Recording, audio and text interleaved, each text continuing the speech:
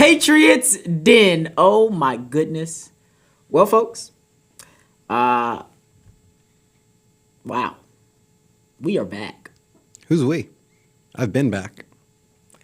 You're the one who took a little 3-week hiatus. Folks, I'm back. There we go. Okay, I'm back. After 3 weeks, the banks, the establishments, they did everything they could. They could not stop us, folks. I'm here and ready to say the Patriots den is back, and do we have a show for you the rest of the summer? Yes, we do. A very great show, frankly. My fellow Patriots. Yeah, they shouldn't have given me a soundboard, because now I'm just gonna... Yep, I mean, it will be a blessing or a curse. Who will know? I think I do, but we shall see. You know, Mr. Prudhomme, we wield it with malevolence. You know, but you know, I'm frankly scared that he has access to that thing at all times. All times. All times. Folks, let's talk LA. Let's jump right into the show. Oh, come on. No. Hi, how y'all doing? Talk about the weather a little bit, maybe? No, I'm not going to talk about the weather. No, you're not going to... Y'all can look behind me. It's black. On the way here, I'm going to tell you what I did. On the way here, I'm driving, and I said, I cannot see. I know I'm not crazy. I have great vision. I can't see. I had to pull over, turn my little hazards on, and say, okay, wait a minute. Let me pray. Let me figure something out here. Go through my little car manual. Maybe they got a feature in here to help me get to where I'm going. They did have a feature. They got a little lane assist. Turn on my little lane assist. Was that bad? Shout out to Toyota and the lane assist. Thank you. We are not sponsored by Toyota, but we are thanking them for getting us here today. Are they doing Pride Month this year, Toyota? Because I noticed this year a lot of companies aren't doing it. A lot of companies are not doing the Pride Month. I'm gonna check that real quick. Is Toyota doing Pride Month? I know some cities are doing Pride Month, but companies haven't been very, loud about Pride Month, which is weird. They probably did post something though. I mean, I would assume they posted something. Some of them haven't. Like I think Microsoft didn't do anything. Let's look this up, folks. All right, Toyota. Let's find out. Toyota is not doing Pride Month. They have the red and white logo on their Twitter. And that's a USA company, too. That'd be the one to do it. Yeah. So another shout out to Toyota not recognizing Pride Month and getting us here in the... Thank you for that. Now, you know who is doing Pride Month? But they're doing the wrong kind of pride. Los Angeles. Los Angeles is not doing gay pride. They're not doing American pride. They're not doing free pride, straight pride, left pride, right pride. They're doing Mexican pride. And I find it interesting, to say the least, that here we are. And before we get into the segment, I just want to read a couple of tweets that I wrote myself. Thank you so much. I am the author of everything you're about to hear right now. God bless you.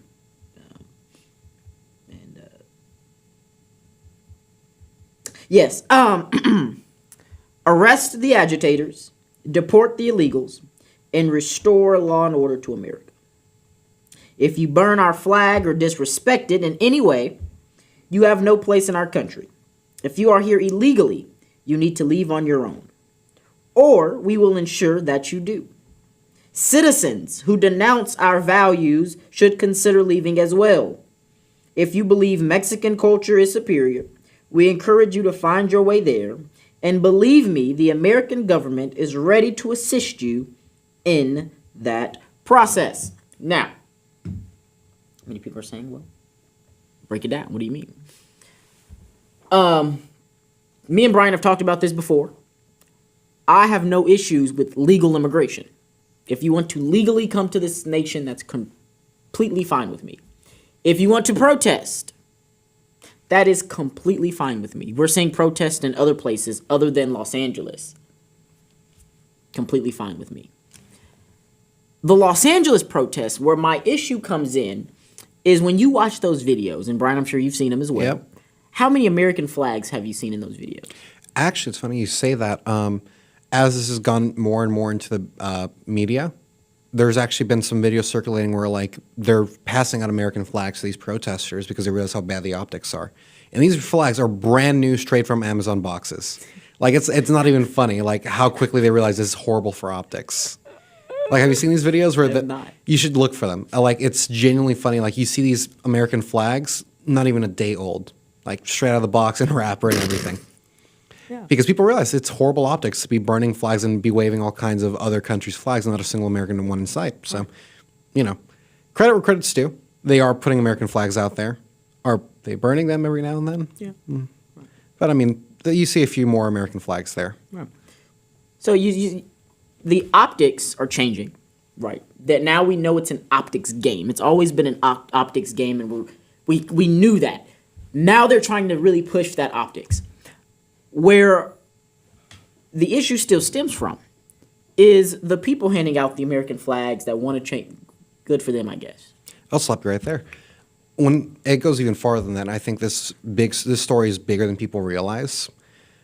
A lot of people who you wouldn't think support these people are behind them. For example, Walmart, the heiress to Walmart, I forgot her name. I'll just call her Miss Walton, I believe that's her name. She's supporting these protests with millions of dollars, I believe, thousands, millions of dollars. And which is ironic because a big part of this protest is the whole no kings part of it. Have you heard about that? Yeah. And then we have these oligarchs supporting these protests. Supporting, yeah. It's which is why a lot of people you think, well, he's saying there's no American flags. If you're going to protest, and you're from Mexico, you want to wave the Mexican flag, go ahead. Have an American flag there with you as well, because the only reason you're able to do that is because you're here in America. You try doing that anywhere else, it's not going to work. But where my issue comes in is that these are anti-authoritarian protests, but they're using authoritarian tactics to protest. They're anti-capitalist protest, but they're using the most successful capitalist to protest. California, their amazing governor, Gavin Newsom, right? Then you have the LA mayor, Karen Bass, parading around like they really can do something. Like there's just peace in the streets. And the only time Gavin Newsom and Bass have been against what's happening in LA is not to condemn the protest, but it has been to file lawsuits and stop the military and the police officers from doing the job of which they are paid to do. Last night in LA was the most peaceful night of all the protests.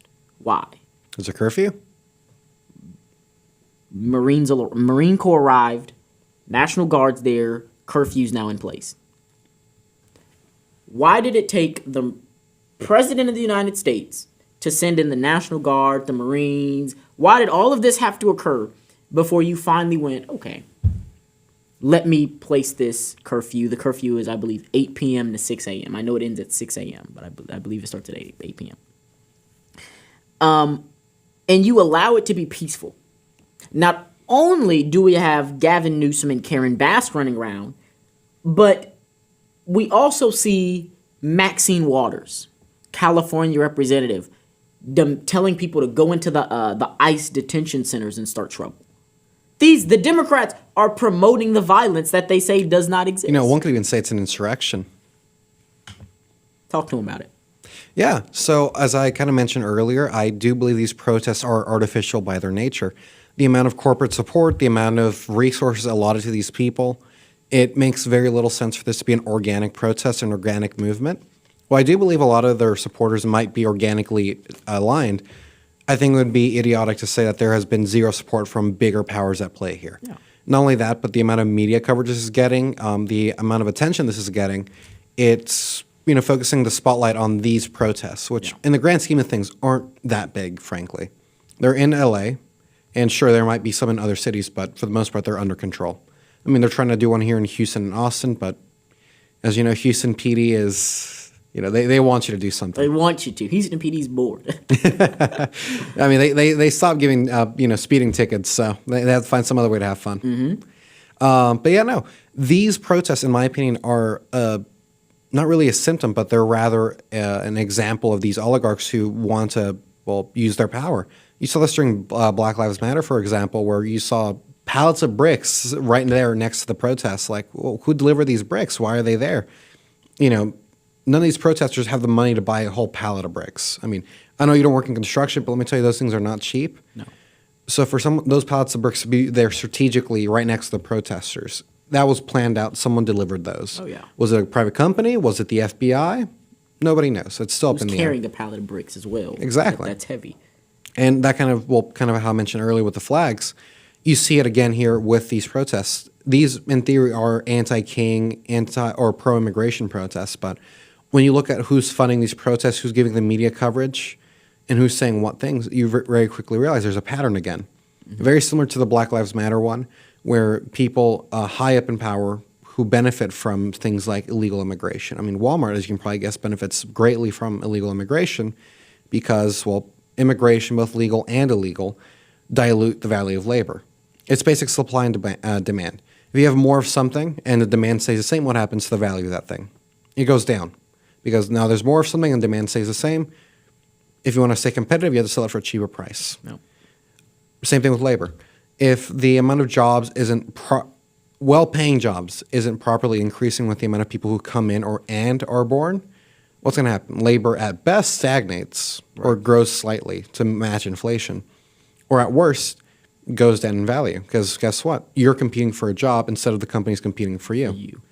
And this idea that we need to bring immigration in for GDP growth, it's completely idiotic because where does that growth go to? It doesn't go to the American people because we're getting paid the same money. We're not benefiting from immigration. Oh, what? There's street tacos down the street. That's worth me getting paid $5 less an hour than I could be making. Like, no, if I wanted authentic street tacos, I could be using that extra money I'd be making to go on vacation, So that's my big thing here. It's like there's people at play here. The big companies benefit from immigration. They donate to Republicans to be soft on immigration as well. A lot of these agricultural companies who employ illegal labor are some of the biggest donators to the Republican Party. And, to me, it makes sense that a lot of these farms are usually exempt from these ICE raids, Yeah. I mean, I'm just saying the truth. It's true, yeah. Like, there a lot of people who vote for Republicans, support Republicans, benefit from illegal immigration or illegal immigrants in the United States. Yeah. Some illegal immigrants do help the economy. They work the jobs. But as I've argued right now, I don't necessarily say that's something we need in this country. I think we have enough people in this country alone. We don't need to, import 1 million people, legal or illegal, to come in and do more jobs. Yeah. Because once again, I mean, you see the average American our age is going to have trouble buying a house, is going to struggle to pay rent. And what's the solution to that? Bring in 1 million new people to compete with them for a job. Right. I mean, our friends in computer science is a big example where we allow a lot of people to come in because we thought we need more people in computer science to compete with China or whatever.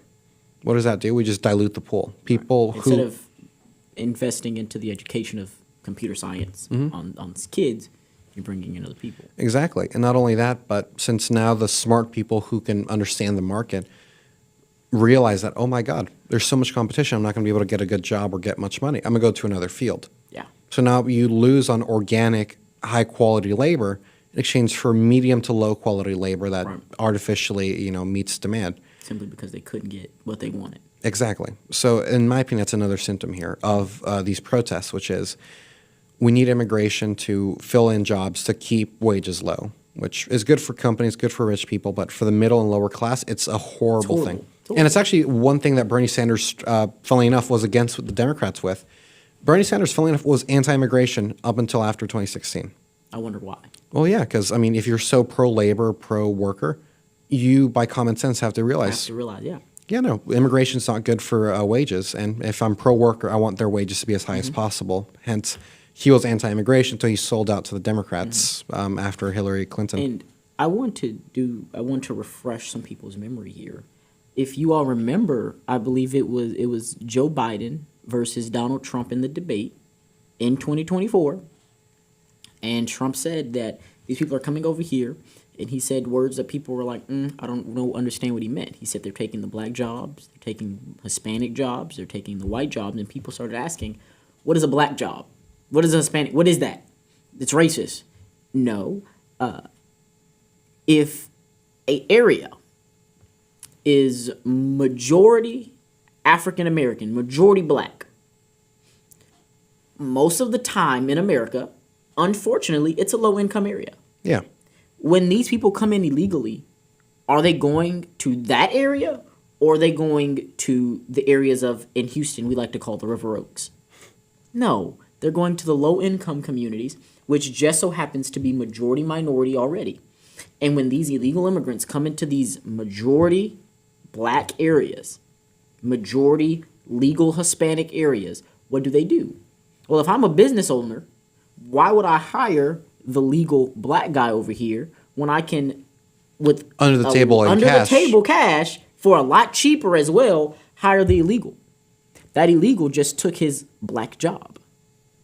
Because the workforce in that area is heavily influenced by the black community. But once there's a cheaper alternative option, it's basic, it's market. Basic. Yeah.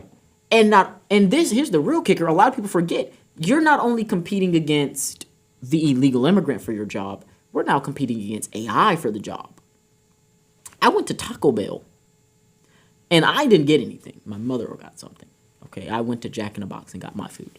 But we were at Taco Bell, and we pulled up to the window, to the thing, where they take your order. Normally, you want to hear a woman or man's voice saying, "Hi, welcome to Taco Bell. Can I take your order?"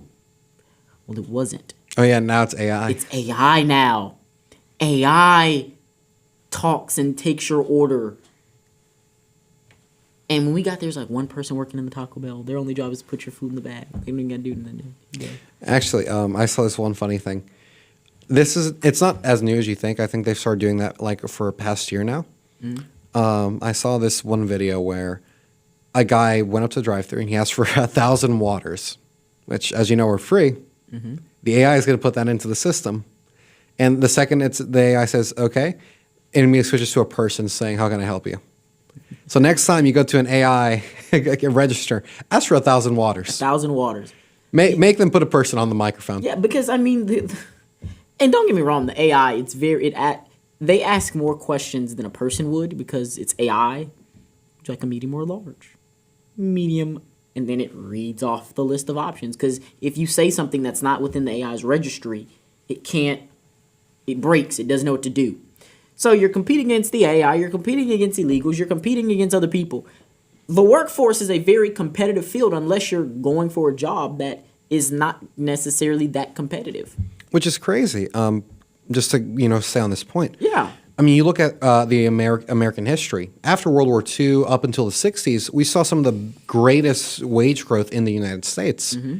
But around the late 60s, early 70s, we saw that go from grow to stable, basically. Yeah. It did grow, but only to keep up with inflation. Because guess what? If inflation goes up by 10%, wages have to go up by 10% to keep people there. Right. So real wage growth has been stagnant for, I think, almost 50 years now. What I guess also coincides with that timeline, immigration, both legal and illegal. Where illegal immigration's really, started picking up, and legal immigration, the whole system got changed off the quota system to a general, I believe, what are we now, like per country, a certain amount of people, to that kind of system instead. Yeah. And I mean, I think... And I always like to say, the law says actions are always met with equal reactions. That's just how it works, right? An object at rest stays at rest. An object in motion stays in motion. That's just what we were taught. When the whole increase in minimum wage started, I said, you can go back and look at the record, let the record reflect, and I'll say it again now. The moment you start increasing your minimum wage, people are going to start looking for ways to get around that. Through, once again, under the table. How did that happen? Under the table. AI. Go higher. That's why all of a sudden, when you go to McDonald's, it wasn't the regular Joe working at McDonald's. It was a high school student. Right? They went and they found the cheapest alternative actions to get around that. Oh, all right. And that's why we're in the situation And I we're think in I'll now. disagree with you there. I don't think minimum wage laws are to blame for the current economy. No, I wouldn't say they're to blame for the current economy, but when you start going in that direction, I believe that it innovates and it makes a person go, well, maybe there has to be a cheaper way. So I wouldn't say it directly affects the economy, but there were key factors at play here. Raising of minimum wage was just one of them that made a person go, there has to be something cheaper. What's the minimum wage in Texas? I think the minimum wage in Texas right now is what, $7.25? Exactly. We're not anywhere near. But you look at Texas, we're not really having these issues. The issues where AI is really taking over workforces or illegal immigration is really taking over workforces is places like California. California, you go there and your interaction, you could go a whole day without interacting I'll stop with you a there. human. Is it California or is it the big cities in California? It's the big the big cities, of course. It's There you the go. big cities. So I think it'd be more accurate to say it's the big cities in America, period. I mean, you see this in the Chicago, big New cities- York. The big cities are what we're looking at. That's what we're looking at. These riots and these protests aren't happening in Smallville, right? Exactly. They're happening in the big name cities. They're happening in Philadelphia. They're happening in Los Angeles. They're happening in New York City. They're happening in Not those just California, places. though. Not just California. Exactly. It's That's these why big I said cities. California, New York. But it's these big. Those are also the places where those minimum wage increases actually happened. That didn't happen in Texas. Texas didn't care about that. It didn't really happen in places like Florida. We're good, which is why I tell people all the time. Me and you talk about this. When gas prices and all this start to skyrocket and things like that, we live in Texas. We're not worried about that. We're shielded for the most We're part. shielded, right? But Like when at you most, look we at see it, a few cents. They see dollars. they see dollars, right? Gasoline, I think regular price in California sometimes is $3 to $4 a gallon. What's high for them is when it starts getting to $6. I couldn't imagine going and paying $6. I filled my gas tank up yesterday, less than 100 miles till empty, $20 filled me up. You try doing that in California. I say that in California, they'll think I'm speaking in some other language. Because $20 is maybe 2 gallons. Because it's, sometimes $5 up there. So you're only getting $4, Yep. 4 and 5 gallons with $20. They're spending, but again, the price of living in California, they had to try to balance it out. So what did they do? Well, you got to get paid more because it costs more to live here, so we got to pay you more. Exactly. Or I don't have to pay you anything, and I can just bring in this AI machine who will make me more money in the future than I'm going to have to pay in cash right now. But here's the thing. Is that really a bad thing? And I want you to think about it. Because if a city can't support a certain amount of people, should that amount of people really be living there? Should the rest of the state be subsidizing those people to live there because they can't afford to live there? And that's why I've always been a proponent of where I live. I live in a nice little small town. I don't live in a big city. I'm not a fan of big cities. They're overpopulated. It's too many people. It's overcrowded. And when you put that many people in one place, I work downtown Houston. That's where I work. Homeless population outburst. It's an outcry. You can't find parking. It's not livable. It's not movable. So I'm against living in big cities. So I don't think there should be that many people in California, Exactly. in Los Angeles. Which is why I'm not in trying- California, because California's a big state. Those people can spread out a little more than they are. But instead Can of they really? spreading Though? out, It might be a big state, but a lot of it is desert, unlivable basically because of how little water there is. it's 2025. Yeah, but it's expensive to live in the desert regardless. You have to build. No. It's expensive to live in Los Angeles. Do you know why it's expensive? regardless. Because you have to build new infrastructure. In LA, all you have to do is just find a new apartment block. If you want to go live in the desert, you have to build a new town, basically. But you need a new town. But that's the thing. You need a new town because your homeless population is out of control. Clearly, there's not enough room. Well, But again, it's a Democrat-run I'll touch city. both of those things so real quick. So what do you first of all, expect? the minimum wage thing, I genuinely believe we should increase minimum wage for that reason exactly. Sure, some people might lose their job, but the people who keep their job are going to be able to afford to live a somewhat decent Or lifestyle don't in the live city. there. Second of all, the people who can't get a job get out of the damn city. But they're not. And that's But do you know why? thing. It's because not they're getting out. subsidized. You know those homeless programs in yeah, California? you get- It's infamous. We talked about it. You get paid more doing nothing in California than you do you're getting a job. Exactly, They 'cause give you a phone. They give you $500, I think, every month. They give you food stamps. They give you everything you can need and more. Exactly. And that's a combination of low wages and, once again, subsidizing the program, which is these, as you just named. I wouldn't that's say my that thing. it was- I genuinely think if we cut these programs off, It's not a consequence of low wages. It's a consequence of bad leadership. it is. You said it yourself. They're getting paid more to basically be on the street than they would in their job. If their job doesn't pay enough, why? No. I'm saying if you're homeless, it pays more to be homeless in California than it does to be employed. Once again, that's what I'm trying to say. If you wages are low enough to where like work, because remember, these homeless people, they would be working an entry level job. They're homeless because most of the time they don't have a degree. They got out of high school at best. They're not going to go work at some corporate office. No. They try to enter the worker. It's going to be at McDonald's. It's going to be at Walmart. Some low level entry job. Hence, minimum wage is really important in that situation. And once again, as we've been discussing here, wages are low because cost of living is high. You increase wages and cut the programs. It's basic. It's common sense. If you cut I the programs, wouldn't say that the wages of California are low though. California, their minimum wage is pretty. It's up there. how much? It's more than $7. I can tell Oh, you. yeah, it that. is. It's definitely more. I think it's around 15. Yeah, I think it is around $15. So I wouldn't say.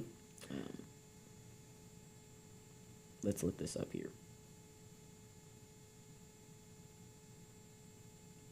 But I mean, it's definitely not. But I mean, just with given the inflation, It's $16.50.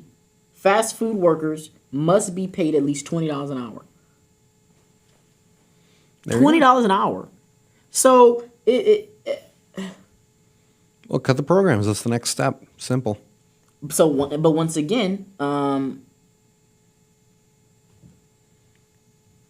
and there's also a law that says if the local minimum wage is higher than the state minimum wage, you have to pay the highest one, whichever one is the highest. Which is a good thing, frankly. But again, once again, I say it's leadership. It's their government. It's their horrid governor, Gavin Newsom. Thank you, Mr. Trombonist. It's the horrible mayor, Karen Bass. It's, representatives like Maxine Waters who want to fund these programs and keep these programs going instead of promoting someone to have individual liberty. Instead of promoting someone to get off the street and actually go do something, they're babying and they're coddling the homeless. So once again, until it stops paying more to be homeless than it does to actually get a job, I'd want to be homeless in California too. Free drugs, free money, free phone. Literally. You get it free. No rent, no nothing, not a care in the world. You can get whatever you want to get. You can do whatever you want to do. Why? Because there's no law and order in places like California.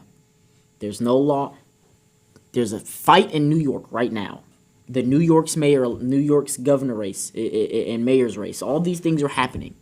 The Republicans have their candidates. They know who they want. You know who don't have their candidates? The Democrats. Because in New York, they've woken up and said, wait a minute. There needs to be some kind of law and order, rule of law, or else we'll end up like Oregon. We'll end up like Washington, which Washington isn't as bad as Oregon and California, but it's heading in that direction, just as New York was heading in that direction.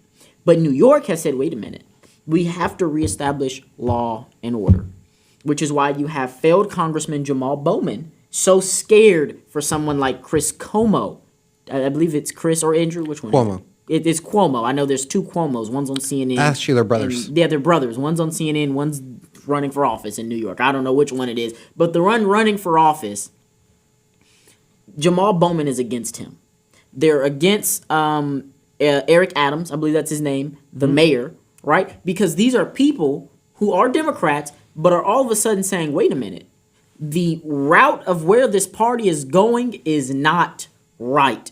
And the moment, which will help us move into the next segment, the moment you start to disagree with that mainstream Democrat party is the moment you begin to get kicked out. It's not as Big Ten as they like to say it is. They have very small values, which is wake up and decide what you want to be for the day. And we say everyone's equal, but everyone's not equal. And give a handout when a handout's needed. That's their three values right there.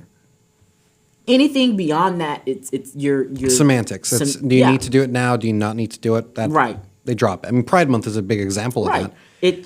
They flip flop. They flip flop like some flip flops. So when you have people like Eric Adams and Cuomo who are saying, well, wait a minute, I don't like where the party's going. You also have a lot of, I'm not sure if you're seeing this, but there's a lot of state officials who, mayors, state house, state senate, all over the country, who are Democrats, and they're flipping to Republican. Because even they see the writing on the wall that the Democrat Party is about to show a bestiality kind of side to themselves in these upcoming elections. It's going to be very rhetoric pushed. It's going to be very fear-mongered. It's going to be so scary that it may work once, and after that, this is their final hurrah, this midterm coming up. This midterm coming up is the Democrats' final hurrah. And I think they might win they might win the midterm simply because of how politics works normally. Yeah. A trifecta doesn't last 4 years. I don't think we've ever seen that before, right? So I think we saw a trifecta like during the 40s. Yeah, it's been a while. Yeah. We weren't alive when it happened, right? Barack Obama, he never had all three. He couldn't keep all three. Bush couldn't keep all three. Trump couldn't keep all three. It happens. Biden couldn't keep all three. It's what happens, right? That's just how politics works. So I'm not bashing the Republican Party when I say this. I'm just saying I think the Democrats may flip the House or flip one or the Senate. I don't think they'll flip both. I think they'll get one or two. And that's where I think we one or the disagree two. once again. I will be bashing the Republican Party for this because, I mean, we've just seen it. It's incompetence. Well, I'm talking about election-wise. I'm not talking about the Republican Party. I'm talking about when it comes to the midterm. Exactly. I don't think the Democrats are going to flip both the House and the Senate. I don't know. I genuinely believe Because of what it, and I'm saying that simply because of the elections that are. It's a lot of safe R, safe D. Like there isn't any like toss up. I think the only toss up is like New York. It's not much toss up that's happening. It's very, you're not flipping Texas. That is what I want. Like, However, House is up for election every 2 years. yeah, So the House is always going to be reshuffled. that's what I think the House they won't. I don't think they'll flip the Senate because the Senate has states up like Texas. Is Texas going blue in the Senate election? I don't know. I mean, it's not Cruz running. The other guy. It's Exactly. it's John Cornyn and Paxton right now. We still got to get through our primary. People may announce later on. But even then, I don't see a Democrat. A Democrat's not going to be the center of Texas, So I don't see them. I think you'll flip one, you won't flip the other. No matter how bad of a job we might want to sit here and say the Republican Party has done so far. But one flip is all you need to make it 50-50. Well, I think we'll get a flip. They'll get a flip. Like, don't get me, but it's 50-50. We still have J.D. Vance. And if they flip too. They're not. You have to go look at the elections. They're not going to do it. They're not going to do it. Yeah. But I mean, regardless, I mean, just to get to my earlier point, I do think the Republican Party needs to, I can't say it on the air, get their stuff together. There we go. Well, both parties have faults. 3 weeks ago when we were on here, that's what we talked about. We talked about the Republican Party. I know my personal opinions on from the federal Republican Party all the way down to your local county Republican Party, especially here in Texas. I have my thoughts. The Texas Republican Party, Abraham George, Dorinda Randall, the chair and vice chair, love them. Love them for the state of Texas Republican Party. Abraham George, the chairman, he's done an amazing job. Vice Chair Dorinda Randall, love her. She's an amazing woman. I love those two. Don't ask me my opinion on county Republican parties because then you're not going to like it.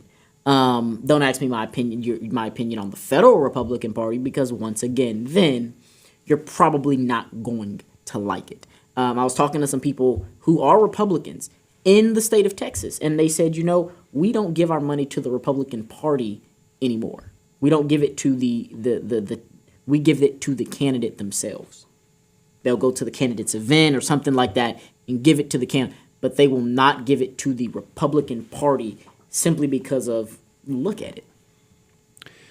Yeah, and kind of what I was trying to get to is, I think we've once again talked on the show several times the issues with the Republican Party. The lack of initiative, the lack of drive, really, to do any big change. Right. I think the only change, ironically enough, that we've accomplished is trying to make the tax cuts permanent from Trump's administration, which is like So what? No new tax cuts? We're just trying to keep what we already have. Nothing big to show for like what was it? 4 years of Biden, and we're about to enter the first year in 6 months, basically. We're halfway done with Trump's. Oh, not. I wouldn't say so. 5 months in. Nowhere near done. I mean, first year. I was trying to say. First year. But I mean, Not even. I'm sorry. We're 5 months in, correct? I think in a few days. Mm-hmm. And I mean, beyond some tax cuts that were extended. In about 7 days, we'll be 5 months in. You know what that means? What's the 12th today? 1 day short. Yeah, 1 day short. Well, we'll hit one of these anniversaries 1 eventually. day short. Eventually will. But yeah, no, sorry. To get back on the point, it's the infighting that really, especially now. I think the Elon Musk Trump infighting has been all over the news. Mm-hmm. But I'm more or less concerned about the cabinet / Pentagon infighting that's been happening. The Confederacy lasted longer than the Elon Musk Donald Trump fighting. So. But I mean, a lot of things last longer. But the Elon Musk infighting isn't really worth much because I was more or less for spectacle, if anything. Well, they've apologized and moved on. Exactly. There is some interesting takes on Facebook. When isn't there? Yeah. But I'm more or less trying to focus on the cabinet infighting, which isn't as big on the news. Mm-hmm. And this is more or less to do with the Israeli-Iran situation that's currently unfolding. For our viewers who aren't aware, while all this is happening in LA, the Iran nuclear deal has just been unfolding. And in the last few hours, actually, Israel has committed to planning attacking Iran with or without the U.S. And the U.S. followed that up by evacuating its personnel from embassies in the Middle East as well. And you kind of just see a level of escalation in the Middle East we haven't seen in years. And I think this is a bit older news with the signal leaks. Do you remember that? Yeah. That was done on purpose to an extent to try to remove the anti-war faction from the Trump's cabinet. I don't know if you were aware of that a lot of people who were affected were anti-war. Well, and once again, I don't think that war is always the answer. I live in America, and I don't want to be hypocritical in anything that I do, right? And I was talking to a friend of mine. Refresh some people's memory, bounce back. I said, if you don't respect the American culture, if you don't respect the American flag, yada, yada, yada, you probably shouldn't be here. If you're going to fly the Mexican flag and not fly the American flag, there's a problem with that. Well, you might say, well, what are you trying to get at? Same thing goes for this right here. I'm not flying the Israel flag. I'm not flying the Iran flag. I'm not flying the Ukraine. I'm flying the American flag. Exactly. And so whatever Israel and Iran want to do over there, that has nothing to do with me. The moment I get in and the moment my opinion really kicks in is when American soldiers are now put on the line. When the moment we start putting the talk of America getting involved in something that has nothing to do with us, that's when we talk. Mm-hmm.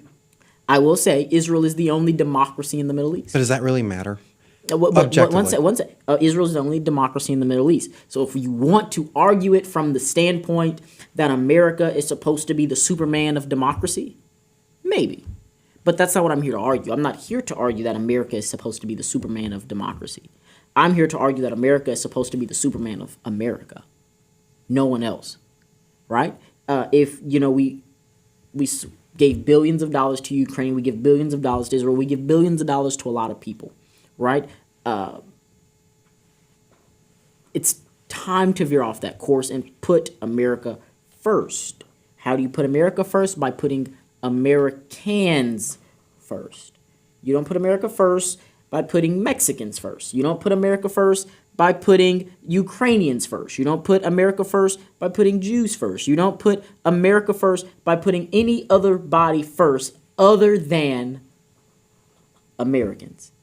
So press the clap button for me on that one. Amazing. Thank you to the applause crowd. We love you. Stop, everybody, stop. It's 10:50. It's 10:50. Love that. Right? It's time for rapid fire. See, now we can do that. Isn't that neat? Yeah, that's something, ain't it? Right. You think we could get custom sounds on there? We'll figure that out after the show. All right. So, it's rapid fire time, Brian. So I'm gonna wait. Hold on, we're gonna give it to you. Oh, is that crickets?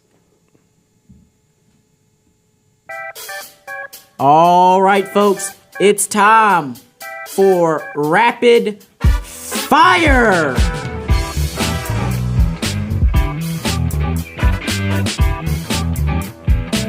you're having too much fun with this. All right, Brian, kick us off. Alrighty. So my rapid fire is a continuation of what I was mentioning earlier with Iran. Well, as I was mentioning with Trump cabinets infighting, I agree. America first. Put Americans first.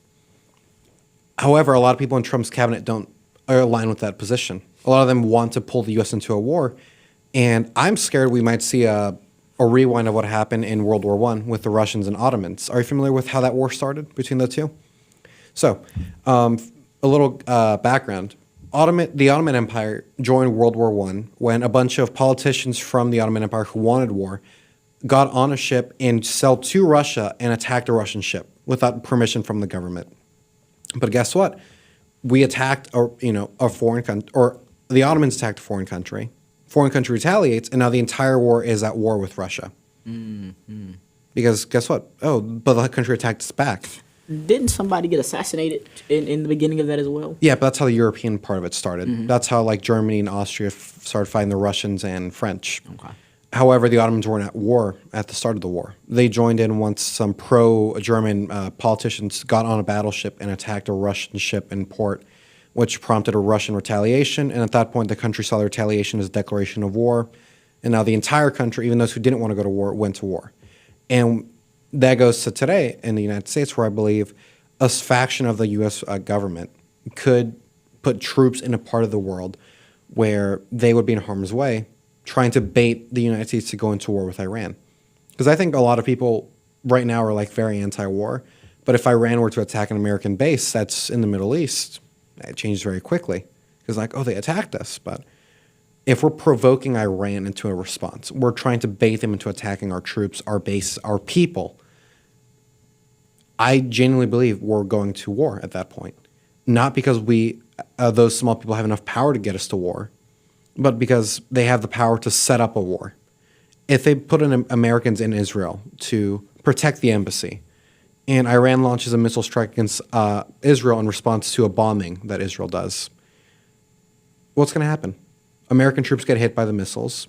We claim that we do not tolerate attacks on Americans, because I do see Trump doing something like that. He wants to be a very strong person, a very strong president, right, and he takes no BS from any country. What happens now? More troops are on the ground in Israel. Mm-hmm. War escalates. What happens then? Other regional powers join in. What happens then? Americans are going to see things change even if we don't have a war. Oil is going to be a big change. Even right now, while we have no war, the price of oil has skyrocketed as Iran and Israel get closer to war as we with every passing day. Mm-hmm. I think we hit $68 a barrel, which is unheard of, frankly, recently, post-COVID. And it's like genuinely scary, because even if we don't see a war, we will see price increases in America. Because unlike Russia and Ukraine, where sure they might have a lot of natural resources, it's not on a level compared to the Persian Gulf. For those of y'all who might not be familiar with the geography of the Persian Gulf, all of the oil created in Saudi Arabia, Qatar, the UAE has to pass through the Strait of Hormuz, which Iran can unironically shut off completely and within the day of war starting. And what does that mean, Mr. Prudhomme? It means 60% of the world's oil supply is cut off. Yeah. Russia did not constitute 60% of the world's oil supply. America is not 60% of the world's oil supply. Do you imagine how bad the global economy will be affected by a drop in 60% of oil? The price of gas. Exactly. The price of everything. It's effectively. We've never seen in our lifetimes. No. Something like to that level. I mean, hell, even the Iraq war, we saw rises in gas prices, but we will never see something as high as 60% of the world's oil supply being cut off. And I think a lot of people who are pro-war with Iran don't realize that, or willfully ignore that, because they see it as a price to pay. But I mean, for you and I who are America first, that's not something we want to do. Price, yeah. Because that's like over half of the world's oil supply, and that's just touching oil. Imagine what's going to happen once America gets involved with a potential nuclear power. The whole reason Israel wants to go to war with Iran is because they don't want competition. Because right now, Israel is the only nuclear power in the Middle East. You might say they're the only democracy, but they're not a good democracy. I mean, their actions in Palestine show that for us to see, for the whole world to see. During the Yom Kippur War, for example, they were still a democracy. And whenever they were fighting a war against Egypt and the other neighboring Middle Eastern countries, they threatened our president, Richard Nixon, and they told him, if you don't send support to Israel, we will nuke every city in the Middle East in retaliation. You know what followed after that conversation, the day after? The biggest airlift in human history of military supplies to Israel from the United States. And because of that, Israel was able to win that war. Well, we also don't want mutually assured destruction, and the which is why I wouldn't say that I'm pro-war. I wouldn't say that I'm pro-war because the moment you turn pro-war, and something like this happens, is sacrifices now must be made. You have to ask yourself a question. Am I going in to kill the most people I can, or do I want the least amount of destruction, the least amount of casualties as possible? And if you're going with that least, which most of the time most people are going in with the least, like Richard Nixon would say, is my supplies and money more or less valuable than the human life? That's the question that it comes down to. The reason I use that as a criticism, and unfortunately, in that situation, unfortunately in that situation, with Israel and Richard Nixon, Israel viewed the human life less than. All right? So it just depends on who's in power, who's doing the war, and what they view of human life, and what it's very subjective of what each person views war to be. Well, my reason for bringing up that example wasn't exactly the whole comparing prices. It was the fact that due to Israel's nuclear monopoly in the Middle East, they can basically say, if you do anything we really don't like to an extreme level, we will nuke you without any care. Because in theory, Israel's not a nuclear power. They refuse to acknowledge they have nuclear weapons. But it's an open secret. Everyone knows they do. Yeah. Because they don't fall under any treaties saying that we won't use nuclear weapons first. They won't say that we won't have a first use policy because that's idiotic. But no one else has nuclear weapons. You are a first use nuclear state. Mm-hmm. What does Iran do? Iran puts Israel in check. Because now Israel no longer has that basic unlimited power in the Middle East. Right. Because now, if they mess with the wrong power, two nuclear powers go to war. Mutually assured destruction. And I know that sounds like a bad idea. Some people are like, oh no, Israel could face destruction from Iran.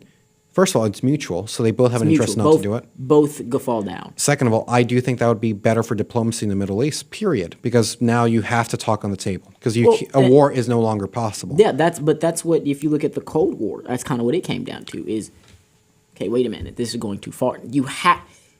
If I got a gun to your head and you got a gun to my head, okay, mm-hmm. and we're both slowly, you don't want to die and I definitely don't want to die, you're going to have to come to the table and talk. Actually, I think a better example would be India and Pakistan. Two nuclear powers who fought wars before, just like Israel and Iran. Mm-hmm. But the second both countries had nuclear weapons.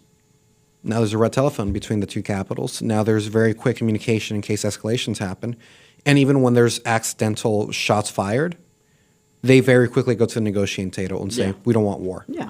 And I think because you know what's at stake. And I think you have to put you and your people first. Put you and your people first. And I believe that's like a decent reason why Iran should not, first of all, at this point, they are very close to having nuclear weapons.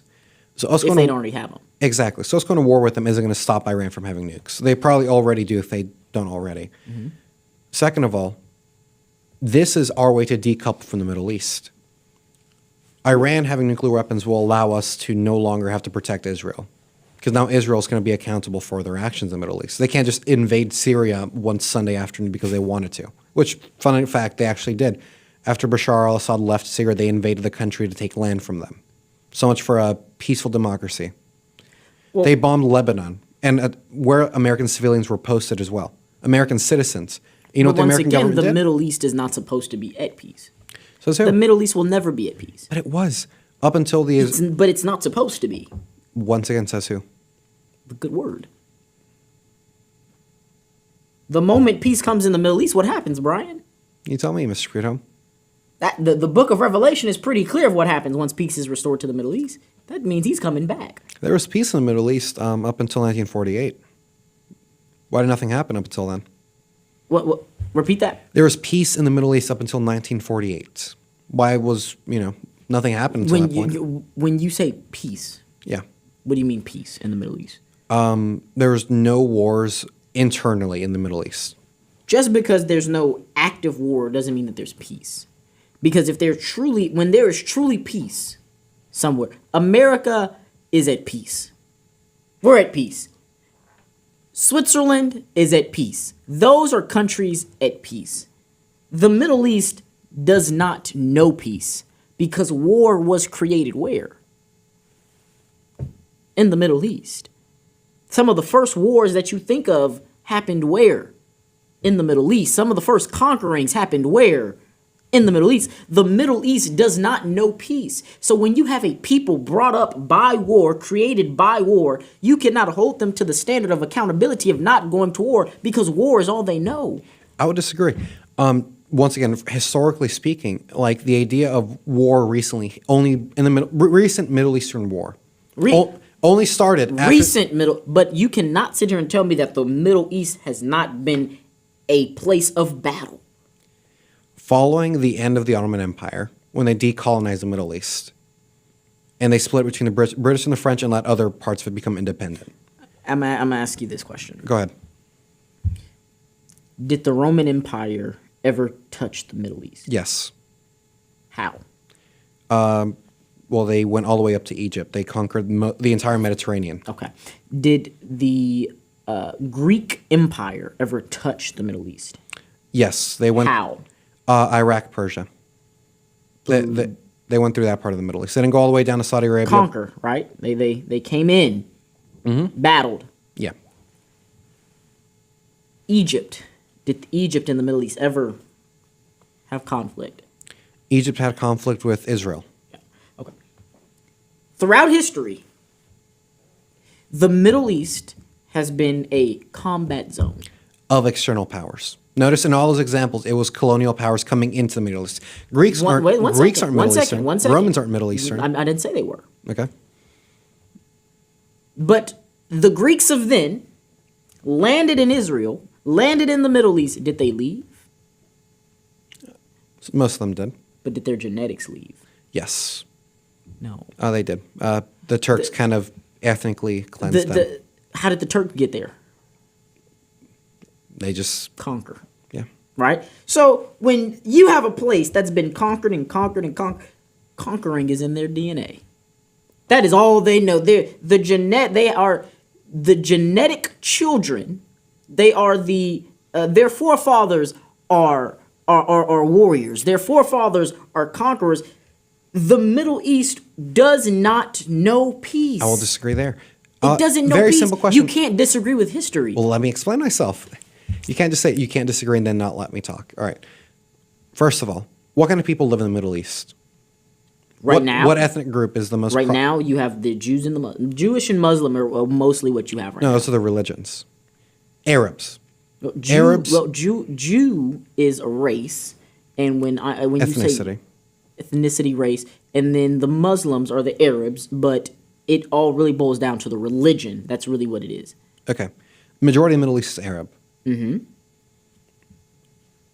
Prior to the creation of the State of Israel, and after the creation of the independent Arab states, there was no war between said Arab states.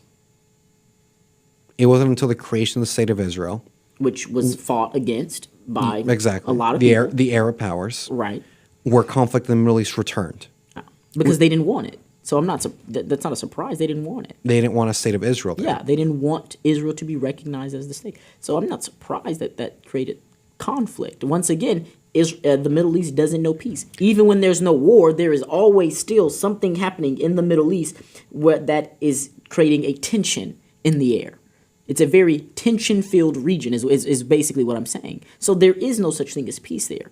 Every time you turn on the news, you can find something about the Middle East doing something to each other. But once again, a lot of that is But once because again, like you said, it's majority Arab. Throw that out. The two powers fighting in the Middle East are what? Jews and Iran or Persians. That's what it is. Well, that's what I'm trying to say. It's a religious battle that's really happening. So you can't necessarily throw America. They've been here a lot longer than America has been here. Who? The Middle East. The Middle East has been here a lot longer than America has been here, and it's going to be here a lot. But no, Israel. Depending on how you read it, it'll be here a lot longer than after America is here. So America's been here longer than Israel, so that's not really a fair example to say. We can't use the recognition of Israel. But when I say Middle East, I'm thinking of historical culture comes that the Middle East has been here longer than the modern America that we know as today, right? So you can't use that, right, as a way to take modern conflicts. America has no place in that because the situations happening in the Middle East are a lot bigger and greater than America. It's a lot bigger and greater than what we're seeing on the news. These are issues that we can sit here all day and pull up invasions and battles and all of this between Israel and Iran, Israel and all these places. It's years of conflict and trouble and just people getting involved that don't know what they're doing, a.k.a. Barack Obama, a.k.a. Bush, that's just piling up on top of each other. Bush gave Israel a green light when he went over there and said they have weapons of mass destruction. Oh, am I wrong? It gets better than that too. So when you have conflicts just piling and piling and piling and piling and piling and piling and piling and piling and piling on top of themselves, no one actually wants to solve the conflict over there. I want you to guess. Because every time it's time to point the finger at somewhere, where do we point? Pat, real quick, I want you to guess why Iran is so anti-American. What event do you think caused them to get to the point where they are now? So, are you familiar with Bush's speech of the new axis of evil? Yeah. Right before that, Iran was actually helping the U.S. fight the Taliban and Al-Qaeda. But like I said, every time something goes wrong, who gets pointed at? The Middle East. They all, everything, they even found a way to bring Ukraine and Russia and point at the Middle East and say, well, if Ukraine and Russia are doing it, we better watch out for the Middle East. That's going to start World War III. That was just another excuse why the Middle East has what? Oil. So you want to be over there. You want that oil, right? You have Israel over there. Like, there are a lot of factors, and that is a whole show in itself, right? Because we're 9 minutes over. That's a whole show in itself of what actually is going on in the Middle East. So I'm not going to sit here and say that I'm anti-Israel or pro-Israel or anything like that. Don't get me wrong. But at the same time, it's a very historical issue that it takes more than an hour of conversation to actually figure out because of time piling on itself. This is years and years of issues before we and you were even here that explains what and why what is happening over there is happening. Because what year was Israel? 1948. Yeah, we weren't alive in 1948. We weren't thoughts in 1948. So we can't sit here and go, one issue, one solution. It doesn't work. So when you look at it, it's one of those things where all I can say is, it's not my issue right now. It's not our issue. We have to start focusing on America. And right now, while Israel and Iran is doing that, our country's in chaos. I completely agree. And we're on the verge of another civil war, whether people want to admit it or not. So which one am I worried more about? My own country going to civil war or Israel and Iran nuking each other? Well, here's the issue. Are you familiar with the idea of misdirection? Right now, this whole thing in the Middle East. But it does not affect you. Guess what, though? It will. Am I worried about what's affecting me now, or am I worried about what's going to affect me down the line? down the line in this situation. I can't kill two birds with one stone. Your own country's in chaos. Your own country is in shambles. America is hurting right now. So am I focusing on the fact that my own country and my own people are fighting each other in the streets? Or am I worried about what two other countries who I've never been to, never have a plan of going to, are doing over there? Gas prices is not an issue to me right now. What the issue to me right now is, why is it that my fellow Americans are beating each other in the streets of LA? My fellow Americans are about to beat each other in the streets of Houston. My fellow Americans are beating each other in the streets of Philadelphia.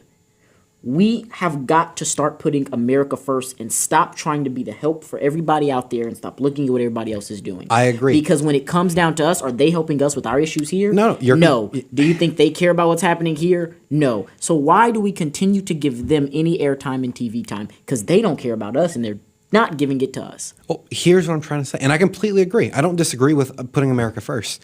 My issue is very simple. The fact that, unfortunately, there's people in our party, there's people in power who want war.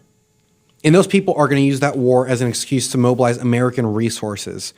American people. You can't mobilize American resources overseas when you're already using those resources on your own people here. Right?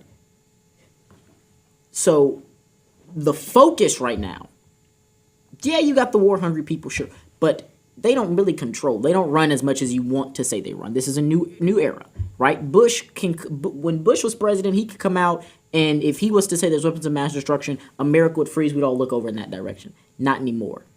Not anymore. The focus is very clear right now in America and what Americans are looking at. They're not looking over there. They're not looking over there. What they're doing is they're looking out of their own window and seeing what's happening. Once again, I agree. I do think we should put America first. We should focus on American issues first. But once again, I'm just saying we should keep an open eye at this issue as well, because this can very quickly turn into something bigger than it really needs to be. It's not on do not disturb. We know what's happening. But once again... Is it really, though? Up until this morning when I started talking to you about this, you didn't know this was going on. Well, Trump has already said that he was pulling things out. He said that, stay tuned and we'll have more information on it. But right now, that's not his concern. Right now, we need to focus on this. Yeah. And that's what we have to do. Because the moment we start getting distracted by the stuff over there is when we get things like Obama back in office. That's how Obama won his election. Because we started focusing over there too much. And when that becomes your politics, you're destined to lose the American voter. The average American voter. The average listener to this show does not care about what's happening over there. A lot of us right now are more concerned about what's happening on our own American soil. That's just what it is. And until that's fixed, no matter which side you're on, until that's fixed, you're not going to care about that over there. Because one is happening literally, you open your door outside and there it is in front of you. The other one, you got to kind of do some research. You got to catch a plane to go see it. This one, you can just open your door and say, it's right here. Pat, do you think a war with a nuclear power is not going to affect you in your day-to-day life? I don't think America is going to go to war with a nuclear power. I hope we don't, but I mean, once again... And the moment America goes to war with you, now you're my concern. Israel and Iran going to war with each other is not my concern. America and Israel going to war with Iran is my concern. Very simple. An ounce of prevention is worth a pound of cure. If we can prevent a war before we even have to go in there, why not prevent it? That's not my job. Well, it's our government's job, and I think we should hold them accountable. Our government's job is not to prevent them from fighting, it's to prevent us from fighting. Exactly. Now, the moment an American gets touched, the moment the singular hair on an American's head is touched, bomb them. And that's the issue. People bomb them, Patrick. and bomb them again. I want you to bomb them so badly that we run out of our own bombs and we got to use their bombs to bomb them. And then once we run out of their bombs and our own bombs, we're going to make more bombs and we're going to bomb them again. And when we can't bomb them anymore, you know what we're going to do? Do you know what we're going to do? We're going to shoot them. And we're going to shoot them and we're going to shoot until we have no ammunition left. And then when the last person is standing, we're going to look at them in the eye and go, never touch an American again. And then we're going to drop a secret bomb that they didn't know we had out of the sky on them. That's my personal opinion of what I think should happen to countries that touch American citizens when they shouldn't. That's my personal opinion. That's literally how the Ottomans went to war with the Russians. Literally, an Ottoman was touched, and then boom, the whole country's at war now. Yeah. And that's what I'm worried about. Sure, these people might not have power to start a war on their own completely, but guess what? They have the power to station troops in certain parts of the world. What happens then? Those certain people who are stationed If you're there. another country, I think you should do your research on where Americans are stationed. And That's not what I probably attack said. it. If the American government tells a soldier to be somewhere, they don't get a chance to say no. They have to follow orders. No, not the soldier to say no. Well, guess what? I'm These people, talking about the other countries. well, they're moving these soldiers into the Middle East, Pat. And if these soldiers So get then you know what you do if you're the Middle East? Probably shouldn't do anything. Because you should know that the moment you touch an American, the full right hand of America will fall on okay, you. here's a question, just real quick then, because we are stretching this a bit too long. For 20 minutes over. Israel and Iran go to war. Mm-hmm. There's Americans in Israel, American troops in Israel. Mm-hmm. An Iranian missile hits a place with Americans. What do? Bomb them. Okay, you see the issue now? No. We have American troops, and we're not pulling them out, even though a war there is possible. You know what my advice to Iran is? Don't bomb Israel if there's Americans in there. What if Israel bombs them first? You see what I'm trying to say? And my message to Israel is make sure your bomb doesn't hit an American. And I have nothing else to say on it. I mean, that's just a bad You thing. shed American blood, and then we have to retaliate. Or, we just pull Americans out of places we shouldn't be in. Well, Trump has already issued orders to pull soldiers. You read it this morning. He's pulling soldiers out of the embassy. Yeah. Right. So we're pulling them out. Just let them pull them out. Let us get out of there first. And then y'all do whatever y'all want to do. But once again, it's like genuinely, we should not be in a position where Israel can bait an attack from Iran to get Americans involved. And that's what I'm worried about. That's what I'm keeping my eye on. I have faith that even if something like that did happen, that President Trump will make the right decision. And the United States can only declare war on someone if it's passed by the Senate and the House. And You mean like the Houthis? Like, I don't think we declared war on them, and we were bombing the crap out of them. You can bomb them. I don't care about bombing people. That's Obama was bombing folk, right? Obama bombed people. Trump bombed people. Joe Biden bombed people. We bomb people every day, and we just don't know it. But I think Trump will make the best decision. And if Americans do die, I think Trump will first, he'll go to the table and they'll say, hey, this is what your options are. Either we bomb you or y'all cut it out. That's the two options. I'm not one of the people who believes in going back to back to back to back. You got two options. And that's why I voted for Trump, because he's not someone who's a pushover. He's going to stand on business, and I think that Donald Trump will do the right thing if such a situation like that did arise. All righty. You going to say, or? Say what? I mean, your little 5-minute. That was it. I think Trump will do whatever needs to be done. Folks, thank you for tuning into the Patriots Den. Oh, next week, folks, next week's show will be focused on the issues of America, not politics. We'll dive into the politics of it, but I plan on bringing a special guest on next week, and we're going to really dive into the issues of America from California all the way down here to the South, and just how the regions are different and how leadership matters. We'll have a special guest on. He's an author. I'll verify and everything. Y'all just stay tuned on social media and look out for the announcement. He's an author of a great book about his life from California to Mississippi to Texas and the faults of the system, basically. Because we're always talking about how we want to redo the system. We always want to redo the establishment. We'll bring someone who's been in that situation themselves and has seen the different leadership forms and will, give us an insight on what works and what doesn't. But until then, folks, enjoy the rest of your Thursday. I almost said Monday. Enjoy the rest of your Thursday. Looks like it's not really raining as bad as it was. So stay safe if you're in Houston. Or is it raining all over Texas? I think it's mainly Houston. Mainly Houston? I think the North had theirs last week. Oh, okay. Well, if you're in the North, thank you for sending it to us. We didn't really need it, but we'll thank you anyway. Y'all stay safe. Thank you for tuning in.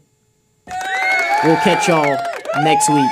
This is the Patriots Den, a Radiodabang Mike Hahn production.